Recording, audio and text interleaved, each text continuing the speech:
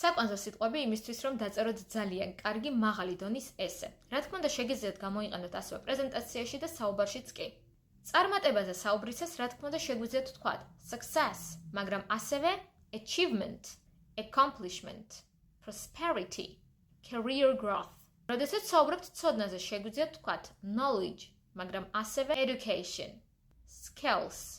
სხვათა შორის skills, უნარები, მშვენიერი სიტყვა, მაგრამ ასევე შეგვიძლია გამოვიყენოთ abilities, competencies, talents.